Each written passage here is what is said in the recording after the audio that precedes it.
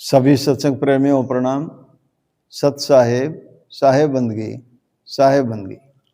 प्रिय सत्संग प्रेमियों, आज का विषय है शब्द गुरु चित चेला। आज इसी विषय पर चर्चा करते हैं। बहुत ही मार्मिक, सुनने और समझने का विषय है। प्रिय सत्संग प्रेमियों, हमारा चित भंग क्यों हुआ? क्या कारण है इसके पीछे? हम सैलानी थे, सैल करने के लिए आए थे और यहां इस माया के खेल में फंस करके अपने आप को भूल गए। जैसे एक छोटा बच्चा अपने पिता के साथ मेला देखने के लिए जाता है और मेले में घूमते घूमते बच्चे की किसी वस्तु विशेष पर नजर पड़ती है, बच्चे का आकर्षण बढ़ता है। बच्चा उंगली छुड़ा करके भागा जाता है उस वस्तु की तरफ। भीड़ ज्यादा होने के कारण बच्चा गुम हो जाता है। बाप ढूंढता है लेकिन बच्चा मिलता नहीं है, खो जाता है भीड़ में। ऐसे ही हम इस संसार रूपी इस भवसागर में आकर के अपने आप को भूल गए। हम ये भूल गए हम यात्री हैं, किसी काम के लिए आए थे और उस काम को करके हमने जाना है अपने निज घर। लेकिन इस मेले में, वस्तुओं में हम यहां पर अच्छाई बुराई, ये मेरा और वस्तुओं के इकट्ठा करने में ही अपने आप को भूल गए। लेकिन जब कोई सत्संग मिल जाए, कोई गुरु मिल जाए, इस सुते हंस को जगा दे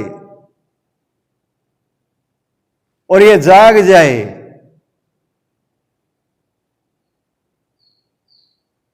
जिसका चित्त भंग हो रहा है,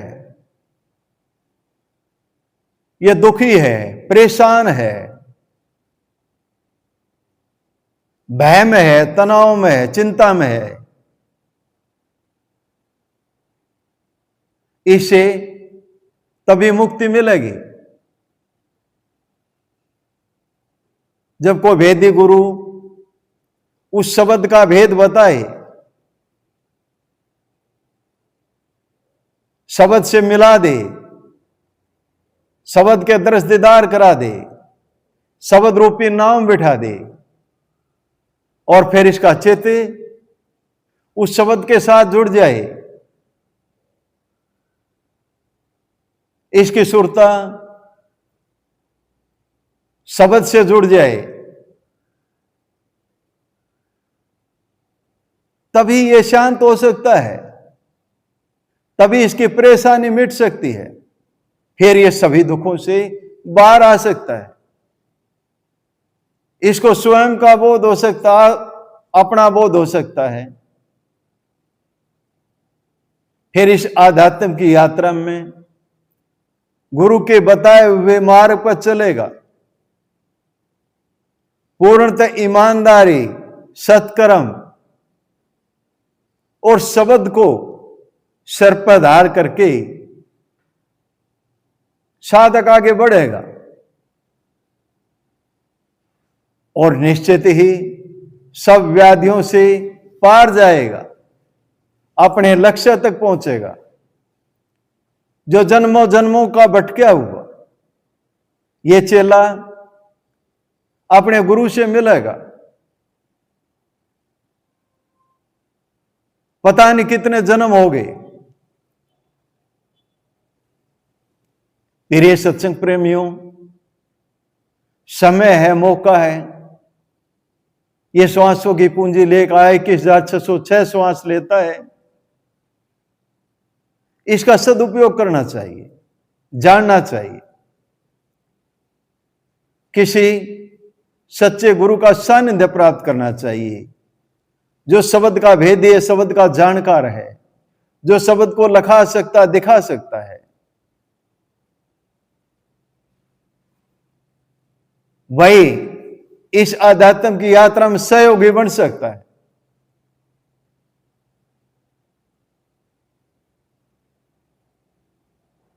और इसके बार बार के ये भ्रमण में, आवागमन में जो बना हुआ है, इस चैन को तोड़ सकता है।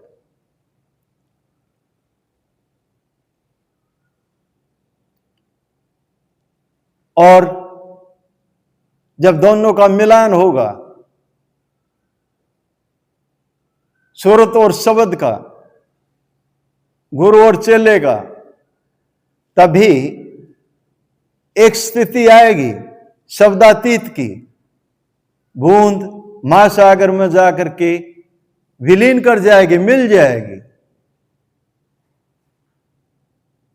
बूंद समाई सागर में, यह कोई अचरज की बात नहीं है। इससे बड़ी अचरज की बात एक और होगी। सागर समाया बूंद में, यह अचरज की बात। तो इस प्रोसेस से गुजरने के लिए उस सचखंड में, सतलोक में, अपने निज घर में, उस अमरापुरी में जाने के लिए सच्चे गुरु की शरण जरूरी है। इस मानव जीवन का लाभ उठा लें। जो इस बार चूक गया, बार बार बार बार जन्म मरण के फेर में आता रहेगा, जाता रहेगा, इस 184 में भटकता रहेगा। अब ये मनुष्य का शरीर मिला है, फिर पता नहीं किसका शरीर मिलेगा।